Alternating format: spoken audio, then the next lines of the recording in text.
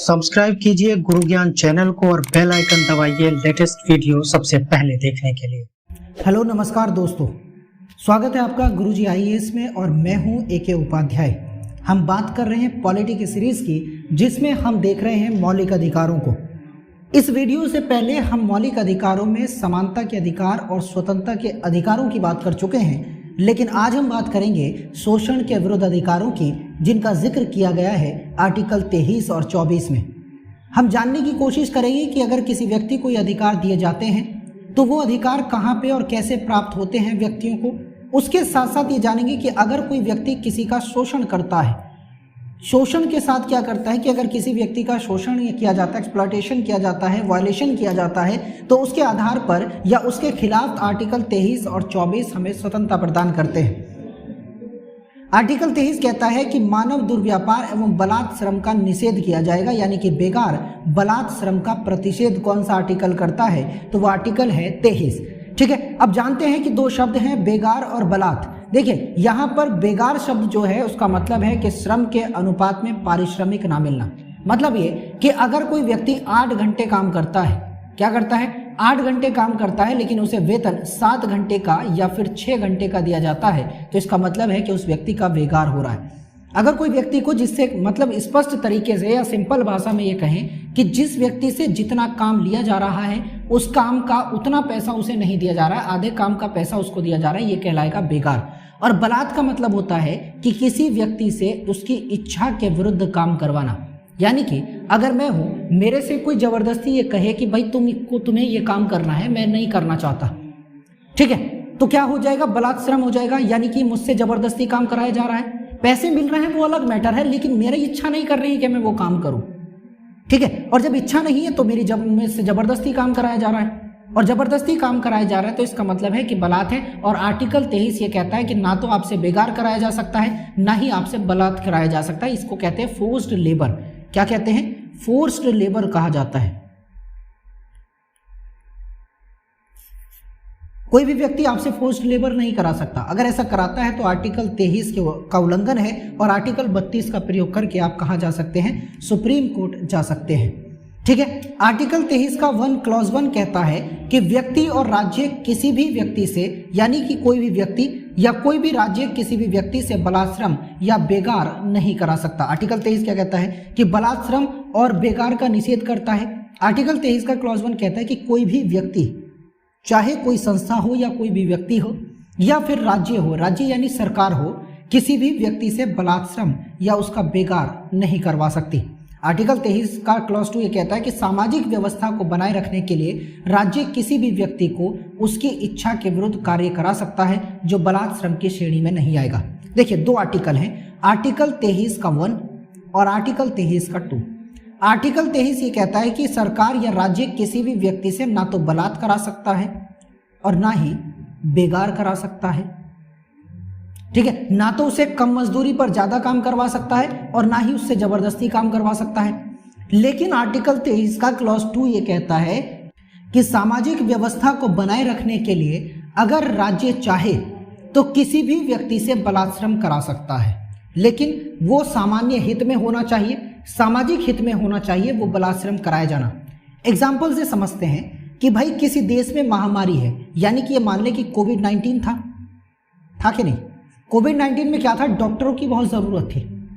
अगर इस कंडीशन में डॉक्टर हड़ताल कर देते, क्या कर देते, हड़ताल कर देते, लेकिन राज्य अगर जैसे ही इन्होंने हड़ताल की तो डॉक्टरों की ज़रूरत होगी, डॉक्टरों की कमी महसूस होगी, कमी पड़ जाएगी डॉक्टरों की, तो अब सरकार क्या कहेगी कि भाई तुम एक काम करो, जो भी तुम्हारा काम है उसको हम देखेंगे बाद में, लेकिन फिलहाल तुम अपने काम पर लौटो। क्योंकि अगर डॉक्टर काम नहीं करेगा तो लोग मर जाएंगे, बीमारी फैल जाएगी, तो कंट्रोल कैसे किया जाएगा। और अगर ये मना कर देते डॉक्टर कि भाई हम तो हड़ताल पे हैं, तो राज्य इनसे फोर्सफुली काम करवा सकता है। ये कह सकता है कि चलो काम करना होगा तुम्हें, निकलो, हड़ताल नहीं कर सकते तुम। कोई भी बल का प्रयोग इन पर कर सकता है और इनसे जबरदस्ती काम राज्य सरकार करा सकती है। क्यों, क्योंकि जनता के हित में ये मामला है। ठीक है, और अगर हड़ताल ही डॉक्टर करते हैं तो भाई डॉक्टरों की कमी हो जाएगी, इलाज कौन करेगा, इलाज नहीं करेगा तो जनता मरेगी। तो इस कंडीशंस को देखते हुए राज्य सरकार इन्हें फोर्स कर सकती है कि भाई तुम अपने वापस काम पर लौटो। और ये काम इच्छा के विरुद्ध तो हो रहा है डॉक्टरों की, ये काम डॉक्टरों की इच्छा के तो विरुद्ध है, लेकिन आर्टिकल 23 का 2 ये कहता है कि इच्छा के विरुद्ध कार्य बलाश्रम नहीं होगा, और वो तब नहीं होगा जब वो सामान्य व्यवस्था को बनाए रखने के लिए या सामाजिक व्यवस्था को बनाए रखने के लिए ऐसा काम किया गया हो। ठीक है, उनको मैं इरेज कर देता हूं।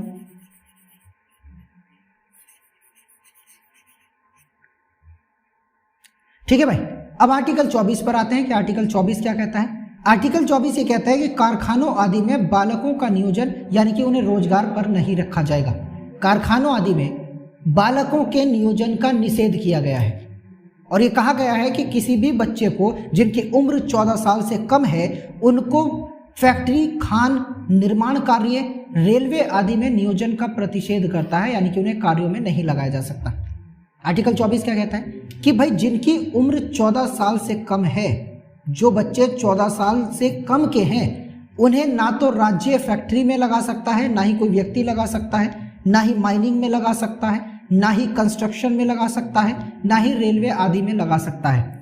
अगर कोई व्यक्ति 14 साल से कम उम्र के बच्चों को खतरनाक कार्यों में लगाता है तो वो उनके आर्टिकल 24 का उल्लंघन है, और उसके खिलाफ अगर ऐसा किया जाता है, उस व्यक्ति के द्वारा ऐसा किया जाता है, तो उसके खिलाफ कानूनी कार्रवाई की जा सकती है। समझ रहे भाई? उसके साथ साथ सरकार ने कहा कि भाई आर्टिकल 24 से तुम नहीं रुक रहे हो, कोई बात नहीं, हम तुम्हारा काम करेंगे, हम इसको भी प्रतिबंधित करेंगे, इसके अलावा और कोई कानून बनाएंगे। तो यानी कि बालकों के जोखिमपूर्ण कार्यों में प्रतिबंध संबंधी कुछ महत्वपूर्ण कानून का निर्माण सरकार ने किया। आर्टिकल 24 के अलावा इसने कहा कि तुम आर्टिकल 24 से तो मानोगे नहीं कि भाई संविधान है, संविधान सजा का प्रावधान नहीं करता है। ये कहता है कि भाई आर्टिकल 32 का प्रयोग करके कहां चले जाएंगे? सुप्रीम कोर्ट चले जाएंगे, सुप्रीम कोर्ट आपको सजा सुनाएगा। समझ रहे? लेकिन सरकार ने कहा कि नहीं, हमें और कानून का निर्माण करना है, हमें और कानून बनाना है, हमें बालकों को उसकी शिक्षा के लिए रखना है, हमें बालकों का विकास करना है, हमें इस प्रकार का कोई काम नहीं करवाना उनसे जिससे उनकी शिक्षा खत्म हो जाए, उनका विकास रुक जाए। तो सरकार ने क्या किया कि भाई हम बालक नियोजन अधिनियम 1938 लेकर आएंगे। क्या लेकर आएंगे? सरकार ने कानून बनाया 1938 में बालक नियोजन अधिनियम। नियोजन का मतलब होता है रोजगार, एम्प्लॉयमेंट। दूसरा कानून सरकार ने 1948 में बनाया कारखाना अधिनियम। उसके बाद सरकार ने 1951 में एक और कानून बनाया बागान श्रम अधिनियम।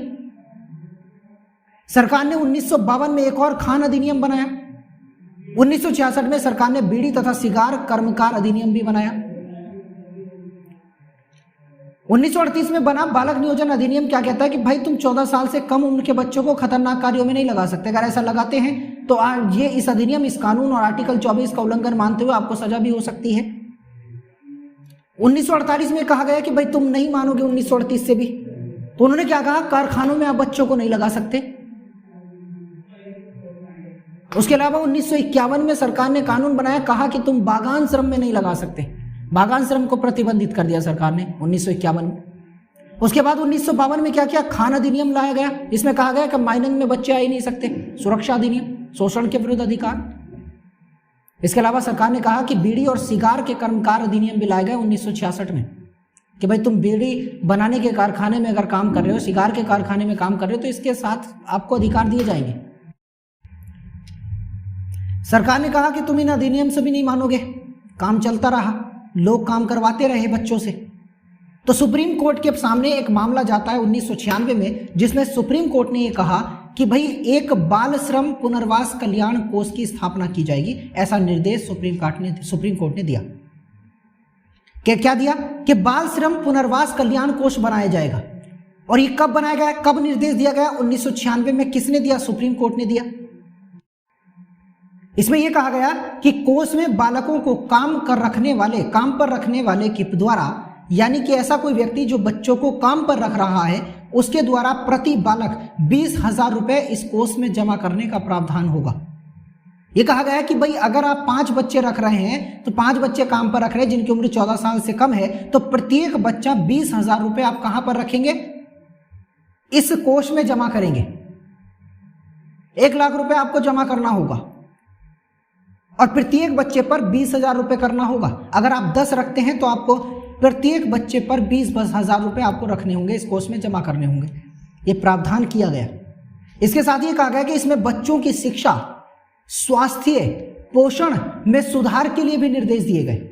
ये कहा गया कि 20,000 रुपये तो ठीक है, बच्चों को जरूरत पड़ेगी उनकी शिक्षा के लिए, उनके स्वास्थ्य के लिए तो किया जाएगा, लेकिन इसके अलावा यहाँ पर बच्चों की शिक्षा के लिए, स्वास्थ्य के लिए, पोषण के लिए विशेष प्रकार के निर्देश भी सरकार ने दिए, यानी कि सुप्रीम कोर्ट ने दिए। ये कहा कि इनमें सुधार किया जाएगा, बच्चों की शिक्षा में सुधार किया जाएगा, बच्चों के जो कुपोषण की व्यवस्था देखने को मिलती है, कुपोषण जैसे जो देखने को मिलता है, ये कुपोषण, बच्चे क्या होते हैं, पतले होते जाते हैं, पेट कुछ अंग बड़ा कुछ छोटा, पेट बड़ा, बाकी हड्डियां चमक रही हैं, समझ रहे हैं, पोषण में सुधार किया जाएगा। ये सारे के सारे प्रावधान किसमें किए गए, बाल श्रम पुनर्वास कल्याण कोष में किए गए, जिसकी स्थापना 1960 में की गई थी, निर्देश दिया गया था सुप्रीम कोर्ट के द्वारा। ठीक है भाई, आगे बढ़ते हैं अपने टॉपिक पर। और आगे जो बात की गई है मौलिक अधिकारों की, वो है धर्म की स्वतंत्रता का अधिकार, यानी कि व्यक्तियों को धर्म का अधिकार है, स्वतंत्रता का अधिकार है, अपने धर्म को मानने का अधिकार है, प्रचार करने का अधिकार है। ये कौन से आर्टिकल में है, आर्टिकल 25 और 28 में इनका जिक्र किया गया है कि भाई हमारे पास धर्म की स्वतंत्रता का अधिकार होगा। समझ रहे, अनुच्छेद 25 क्या कहता है कि प्रत्येक व्यक्ति की और धर्म की के अबाध रूप से मानने, आचरण करने और प्रचार करने की स्वतंत्रता होगी। ये कहा गया कि प्रत्येक व्यक्ति को अपने धर्म को अबाध रूप से मानने, यानी कि किसी बिना बाध्यता के मानने, उसके अनुसार व्यवहार करने और उसका प्रचार करने की स्वतंत्रता होगी। ये कौन से आर्टिकल में कहा गया, आर्टिकल 25 में कहा गया। ठीक है भाई, अब इसमें कुछ शब्द हैं, जैसे ये कहा गया कि भाई हर किसी व्यक्ति को कुछ ना कुछ करने की अधिकार होगा। किस मामले में, अपने धर्म के मामले में।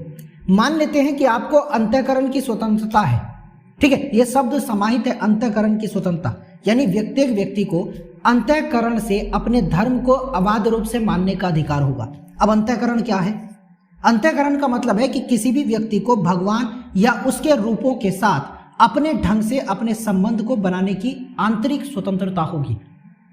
मैं हूं, ठीक है, मेरे मन करता है कि मैं शिव को मानूंगा, हो सकता है दूसरा व्यक्ति यह कहे कि मैं राम को मानूंगा, तीसरा व्यक्ति यह कहे कि नहीं मैं इनको नहीं मानूंगा, मैं किसको मानूंगा, मैं कृष्ण को मानूंगा। यह उसकी आंतरिक इच्छा है कि वो किसको मानना चाहता है। उसी तरीके से कहा गया कि किसी भी व्यक्ति को अंतःकरण से अपने धर्म के अबाध रूप से मानने की स्वतंत्रता होगी, आचरण करने की स्वतंत्रता होगी और उसके साथ साथ प्रचार करने की भी स्वतंत्रता होगी। प्रचार किया जाएगा, है कि नहीं, यानी कि अगर कोई व्यक्ति है वो अपने भगवान या भगवान के जितने भी रूप हैं उनके साथ अपने ढंग से संबंध स्थापित करने की स्वतंत्रता होगी। यह होता है आंतरिक स्वतंत्रता। ठीक है, अब क्या हुआ, मानने का अधिकार क्या है, मानने का अधिकार कहता है कि अपने धार्मिक विश्वास और आस्था को बिना भय के सार्वजनिक घोषणा करने का अधिकार होगा। मतलब ये कि अगर कोई धार्मिक विश्वास है, मैं ये कहता हूं कि भाई मैं हिंदू धर्म को मानता हूं, मैं शिव को मानता हूं, ठीक है, मैं कृष्ण को मानता हूं, मेरी इच्छा है मैं किसी को भी मानूं, ठीक है, मेरे अंदर शिव को लेकर, शिवलिंग को लेकर आस्था है। मैं कहूंगा भाई मैं पत्थर में भगवान दिखते हैं, मैं तो पत्थर को भगवान मानूंगा, शिवलिंग है, ठीक है। तो इस कंडीशन को, यानी कि अपने धार्मिक विश्वास की वो किस धर्म को मानता है, ठीक है, किस भगवान की आस्था रखता है, किस धर्म में उसकी आस्था है, उसको सार्वजनिक घोषणा करने का अधिकार होगा। ठीक है, अपने धर्म की विश्वास को, अपने धर्म को, यानी जिस भी धर्म में वो विश्वास करता है उस धर्म को मानने का अधिकार होगा। ठीक है, उस अपने धर्म की सार्वजनिक घोषणा करने का अधिकार होगा। मैं ये कहूं कि भाई मैं हिंदू धर्म का व्यक्ति हूं, मैं हिंदू धर्म का कट्टर व्यक्ति हूं, मैं इस्लाम धर्म को नहीं मानता, ये मेरा अधिकार है और मुझे कोई बरगला नहीं सकता, मुझे कोई डरा नहीं सकता कि भाई तुम ये नहीं बोल सकते कि तुम हिंदू धर्म को मानने वाले हो या मुस्लिम धर्म को मानते हो या इस्लाम धर्म को मानते हो या फिर ईसाई धर्म को मानते हो। ये मेरा अधिकार है, मैं किसी भी धर्म को मानूं। ठीक है, मुझे सार्वजनिक घोषणा करने का अधिकार है, सार्वजनिक घोषणा कि मुझे लोगों को बताने का अधिकार है कि मैं लोगों को बता सकता हूं कि मैं सनातन हूं या मैं हिंदू हूं या मैं मुस्लिम हूं या मैं ईसाई हूं, और मुझे कोई रोक नहीं सकता, मुझे कोई डरा नहीं सकता, मुझे धमकी नहीं दे सकता कोई कि भाई तुम ऐसा नहीं कर सकते। अगर कोई मुझे व्यक्ति धमकी देता है कि तुम इस्लाम धर्म को क्यों कबूल कर रहे हो या हिंदू धर्म को क्यों तुम बढ़ावा दे रहे हो, भाई मेरे पास अधिकार है। आर्टिकल 25 में संविधान मुझे कहता है कि भाई तुम अपने धर्म का प्रचार करो। समझ रहे? तो ये सारी चीजें हैं। ये कौन सी स्वतंत्रता किस आर्टिकल में दी गई है? आर्टिकल 25 में दी गई। इसके अलावा कुछ चीजें हैं जैसे हमने देख लिया कि भाई अंतःकरण की स्वतंत्रता हमने पढ़ ली, मानने का अधिकार हमने पढ़ लिया। अब बात करते हैं आचरण का अधिकार क्या है। ठीक है, आचरण का अधिकार का मतलब होता है आचरण यानी कि व्यवहार, धार्मिक पूजा, परंपरा, समारोह करने और अपनी आस्था और विचारों के प्रदर्शन की स्वतंत्रता होगी। यानी कि मैं पूजा कर रहा हूं, मान लेते हैं कि मैं अपने यहां पर कथा करा रहा हूं, तो मैं लोगों को बताता हूं कि भाई मेरे घर में कथा है, मैं बुलावा देने जाता हूं कि भाई आओ कथा प्रसाद ग्रहण करना, कथा में आना। ठीक है, मैं कोई भंडारा कर रहा हूं, ठीक है, तो मैं लोगों को बता रहा हूं कि भाई भंडारे में आना, किसी मंदिर पे मैं भंडारा कर रहा हूं। ठीक है, पूजा कर रहे हैं, मैं बता रहा हूं कि भाई मुझे पूजा करनी है, इस ढंग से पूजा होगी। ठीक है, भागवत गीता हो रही है, भागवत कथाएं सुनी जा रही हैं, कराई जा रही हैं, तो ये सब क्या है, ये अपनी धार्मिक पूजा, परंपरा और समारोह ही तो हैं जो अपनी आस्था और विचारों को दूसरों के सामने प्रदर्शित कर रहे हैं, है क्या नहीं। तो ये सारी की सारी चीजें कैसे प्रतीत होती हैं, यहां पर प्रतीत होती हैं भाई। वह स्वतंत्रता, ये अधिकार कहां से प्राप्त होते हैं, आर्टिकल 25 से प्राप्त होते हैं। संविधान ऐसा कहता है। आपको कोई भागवत कथा कराने से मना क्यों नहीं कर सकता, आपको किसी भी धार्मिक रैली को निकालने से मना क्यों नहीं कर सकता, कोई व्यक्ति आपको मुहर्रम निकालने से मना क्यों नहीं कर सकता, गणेश चतुर्थी पे गणेश यात्रा निकालने से मना क्यों नहीं कर सकता कोई व्यक्ति। सबको पता है कि अगर होता है मुझे निकालनी है तो मुझे दूसरों को भी निकालने देनी होगी। अगर मुझे इस्लाम धर्म ये कह दे कि भाई तुम गणेश चतुर्थी पर गणेश यात्रा नहीं निकाल सकते, तो हिंदू ये भी तो कह सकते हैं कि आप मुहर्रम नहीं निकाल सकते, है ना। तो सबको बराबर अधिकार है, सभी धर्मों को बराबर अधिकार है। इसलिए कहा जाता है कि भारत धर्मनिरपेक्ष राज्य है, सेक्युलर कंट्री है। यहां पर भारत का कोई आधिकारिक धर्म नहीं है, किसी प्रकार का कोई धर्म नहीं है भारत का। अगर भारत किसी धर्म को मानेगा तो सभी धर्मों को बराबर मानेगा। अगर 1 रुपया भी खर्च करेगा तो सभी धर्मों को बराबर खर्च करेगा, किसी एक धर्म को लेकर, एक पर्टिकुलर धर्म को लेकर खर्च नहीं कर सकता। इस बात का जिक्र हमारा संविधान करता है। और अगर राज्य ऐसा करेगा तो उससे क्या किया जाएगा, वो संविधान के यानी कि मौलिक अधिकारों का उल्लंघन होगा।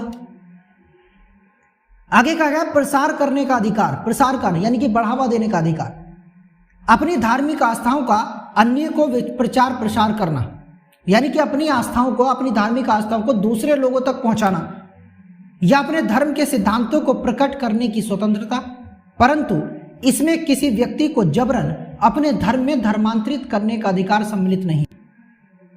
मतलब ये कि मैं ये लोगों को बता सकता हूं कि मेरा धर्म ये है, मेरी आस्था ये है, मैं उन्हें अपने धर्म के फायदे गिना सकता हूं।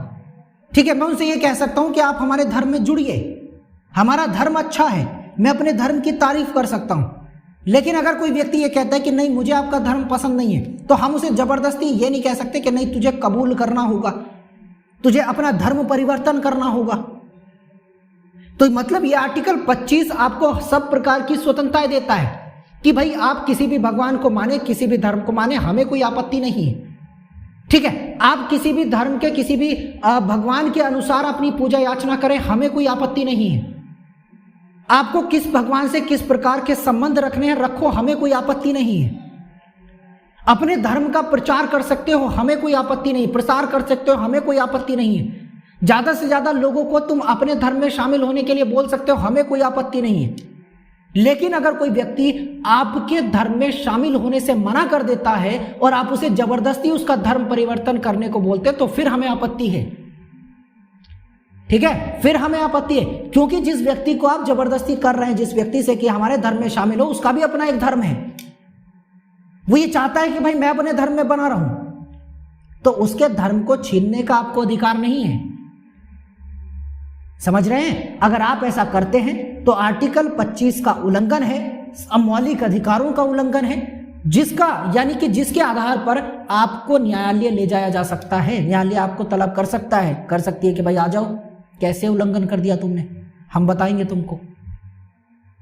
समझ गए? नोट में क्या कहा गया है कि भाई अनुच्छेद 25 में केवल धार्मिक विश्वास को ही नहीं बल्कि धार्मिक आचरणों को भी समाहित किया गया। आचरण यानी कि व्यवहार, सिर्फ आप किस धर्म को मानते हैं, इस्लाम धर्म में आपका विश्वास है या इस्लाम धर्म में या मुस्लिम धर्म में इस्लाम धर्म में या हिंदू धर्म में आपका विश्वास है, तो आर्टिकल 25 सिर्फ इस बात की स्वतंत्रता नहीं देता। आर्टिकल 25 आपको इस प्रकार की भी स्वतंत्रता देता है कि अगर आप इस्लाम धर्म को मानते हैं तो उसके अनुसार आप व्यवहार भी कर सकते हैं। अगर आप हिंदू धर्म को मानते हैं तो उसके अनुसार आप अपना आचरण भी रख सकते हैं। ठीक है, आप मंदिर जा सकते हैं, आप मस्जिद जा सकते हैं। इस प्रकार के अधिकार भी आपको दिए गए हैं किसमें? आर्टिकल 25 में। ठीक है भाई, अरे क्लियर हो रहा है दोस्तों? कोई समस्या उत्पन्न हो रही हो तो आप मुझे कमेंट करिए, हर एक सवाल का आपका जवाब दिया जाएगा। बस पढ़ते रहो यार, मेरी इच्छा है कि तुम बस पढ़ो, आराम से मजे करो और मजे मजे में पढ़ो। ऐसा नहीं कि सीरियस होकर बहुत कमरे में बंद करके रखा हुआ है चलो पढ़ रहे हैं, ऐसा नहीं होता है। हाँ ये है कि आप 6 महीने के लिए अपने आप को तटस्थ कर लो भाई, दुनिया की मोहमाया से अलग कर दो। हमें नहीं पता क्या गर्लफ्रेंड होती है, हमें नहीं मालूम क्या लड़की होती है, हमको नहीं मालूम। हमें सिर्फ एक चीज़ पता है और वो है अपना टारगेट। अगर यूपीएससी है तो यूपीएससी, पीसीएस है तो पीसीएस, एसएससी है तो एसएससी, हमें हमारा टारगेट पता होना चाहिए। और अगर 6 महीने यूपीएससी तो नहीं, 6 महीने में आप यूपीएससी सिलेबस कंप्लीट नहीं कर सकते, लेकिन आप क्या कर सकते हैं? वनडे एग्जाम्स के लिए तो तैयारी कर सकते हैं, कर सकते हैं कि नहीं? यूपीएससी के लिए आप 1 साल दे दो कि भाई सिलेबस कंप्लीट करना, पढ़ना ही है मेरे को। ये नहीं कि तुम भाई 20-20 घंटे पढ़ रहे हो, 18 घंटे पढ़ रहे हो, भाई नहीं भाई। अब कितना पढ़ोगे? आपको कितना पढ़ना है? ज्यादा से ज्यादा आप अगर आप 8 से 10 घंटे पर डे पढ़ते हैं इनफ है भाई। आप 1 साल जोड़ो तो सही, पर डे का कितना हो रहा है? 365 दिन से गुणा तो करो 8 की, आपको आइडिया लग जाएगा क्या मामला है। फिर देखो आपकी तैयारी कहां तक जाती है। एक रिसर्च ये कहती है कि कोई अगर व्यक्ति अपने एक सब्जेक्ट को 5 साल तक पढ़ता है तो दुनिया के 5% लोगों में शामिल हो जाता है। इतना ज्ञान बन जाता है, ज्ञानी बन जाता है वो अपने सब्जेक्ट का। ट्राई करो, पढ़ो। अगर कोई डाउट हो रहा है तो मुझसे कमेंट में बॉक्स में पूछो। टेलीग्राम चैनल है हमारा गुरुजी आईएएस, इंस्टाग्राम है अकाउंट हैंडल है गुरुजी आईएएस के नाम से। आप रिप्लाई तो करो, एटलीस्ट आप कमेंट तो करो, पूछो तो सही। अब वीडियोज नहीं देखोगे तो आपको पता कैसे चलेगा क्या चीजें हैं? समझ रहे हैं? ये जो चीजें आपको बताई जा रही है ये किसी आपको एक पर्टिकुलर किताब में नहीं मिलेंगी। आपको डिटेल में जाना पड़ेगा, इन डेप्थ जाना पड़ेगा। अगर आप यूपीएससी वाले हैं तो यूपीएससी का तो मामला सीधा सा फंडा सा सिंपल है। यूपीएससी पीसीएस के भाई डीप घुसो, जितना घुस सकते हो, पढ़ो आराम से। लेकिन दायरा है यूपीएससी का भी। आप अगर इतना दायरा है तो आप इतने दायरे से बाहर ना जाएं, क्योंकि यूपीएससी खुद सिलेबस जारी करती है, अपना किया हुआ है कि भाई उतने से ही पूछा जाएगा। यूपीएससी का सिलेबस चेंज करेगी तो वो हाथों हाथ नहीं करेगी, आपको 1 साल पहले पता चल जाएगा कि यूपीएससी का अगला सिलेबस क्या होने वाला है, क्या टॉपिक हटाए हैं, क्या जोड़े हैं। समझ रहे हैं? आपको पॉलिटी क्यों पढ़ाई जा रही है? यूपीएससी क्यों पूछती है कि भाई पॉलिटी में पढ़ो? आपको राजनीति थोड़ी ना करवानी है। लोग कुछ पॉलिटी को, कुछ लोग पॉलिटिक्स से जोड़ देते हैं कि भाई पॉलिटिक्स से ओए हुए सरकार पढ़ने को मिलेगी। अरे घंटा सरकार पढ़ने को मिलेगी? सरकार नहीं पढ़नी है, हमें पॉलिटी पढ़नी है, हमें संविधान पढ़ना है, हमें राज्य व्यवस्था पढ़नी है, हमें सरकार नहीं पढ़नी है। समझ रहे हैं? एक होता है राज्य व्यवस्था, एक होता है राज्य व्यवस्था। सरकार तो पढ़नी नहीं है, हमें पॉलिटिक्स तो पढ़नी नहीं है, राजनीति पढ़नी ही नहीं है, सरकार पढ़नी है। राष्ट्रपति का चुनाव कैसे होता है, राष्ट्रपति कौन व्यक्ति बन सकता है, ये हमें पढ़ना है। सरकार में कौन लोग शामिल होते हैं, हमें पढ़ना है। किसकी नियुक्ति होती है, किसका निर्वाचन होता है, हमें ये पढ़ना है। लेकिन राजनीति नहीं पढ़नी। ठीक है भाई, चलिए वापस टॉपिक पर आते हैं। आर्टिकल 26 क्या कहता है? धार्मिक कार्यों के प्रबंध की स्वतंत्रता का देता है कौन? आर्टिकल 26। आर्टिकल 25 आपके व्यवहार, आपकी आस्था की स्वतंत्रता देता है। किस धर्म को आप माने, किस धर्म को ना माने, किस धर्म के अनुसार आप व्यवहार करें, किस भगवान को माने, अपने धर्म का प्रचार प्रसार करें, इस बात की स्वतंत्रता आर्टिकल 25 देता है। लेकिन आर्टिकल 26 ये कहता है कि धार्मिक जो भी कार्य होंगे, धार्मिक कार्यों के प्रबंधन की स्वतंत्रता, मैनेज करने की स्वतंत्रता कौन सा आर्टिकल देता है? आर्टिकल 26 देता है। प्रत्येक धार्मिक संप्रदाय या उसके किसी अनुभाग को निम्न अधिकार प्राप्त होंगे। पहला ये कि धार्मिक कार्यों या प्रयोजनों के लिए संस्थाओं की स्थापना और पोषण करने का अधिकार होगा। धार्मिक कार्यों या प्रयोजनों के लिए जो संस्थाओं की स्थापना की गई है या की जाएगी, उन संस्थाओं की स्थापना करने का अधिकार होगा। उसके साथ साथ उन संस्थाओं को पोषित करने का अधिकार भी होगा, यानी कि उनको पालने, उनको पोषण करने का अधिकार भी होगा। उनको फंड देने का अधिकार होगा। किसके पास होगा? और उनको फंड कौन देगा? जो लोगों ने, जिन लोगों ने इन संस्थाओं की स्थापना की है वही उसका पोषण करेंगे, धार्मिक कार्यों को संभालेंगे, उनके प्रयोजनों को देखेंगे। ठीक है। उसी प्रकार से दूसरा ये कहा गया है कि धार्मिक कार्यों के प्रबंधन का अधिकार होगा, जो आर्टिकल 26 में कहा गया। आपके पास राइट है। आपने ये कहा कि हम हिंदू धर्म से संबंधित एक संस्था बनाएंगे जो सभी मंदिरों को देखेगी। अब बनाओ ना, किसने मना किया?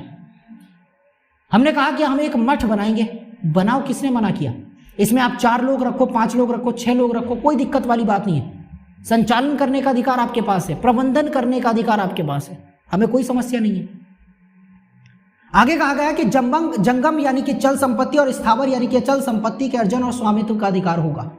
मतलब ये कि हर धार्मिक व्यक्ति को धर्म के आधार पर या धार्मिक कार्यों के लिए चल और अचल संपत्ति रखने यानी कि अर्जन करने और उसके ऊपर स्वामित्व दर्शाने का अधिकार आपके पास होगा। ये कह सकता है कि भाई इतनी अगर प्रॉपर्टी है, ये प्रॉपर्टी है, तो ये प्रॉपर्टी हमारे धर्म की, हमारे मठ की है, इसको छीन नहीं सकता कोई। ये स्वामित्व हो गया, ये क्या हो गया? ऑनरशिप हो गई। ठीक है। और इकट्ठा करना अर्जन हो गया, एकत्रित करके रखना। समझे? चौथा क्या कहता है कि ऐसी संपत्ति का विधि के अनुसार प्रशासन करने का अधिकार होगा। यानी कि ऐसी जो भी संपत्ति मतलब इकट्ठा की जाएगी, उस संपत्ति का कानून के अनुसार उसका मैनेजमेंट, प्रशासन करने का अधिकार भी होगा कि भाई चलो ठीक है, प्रशासन करो।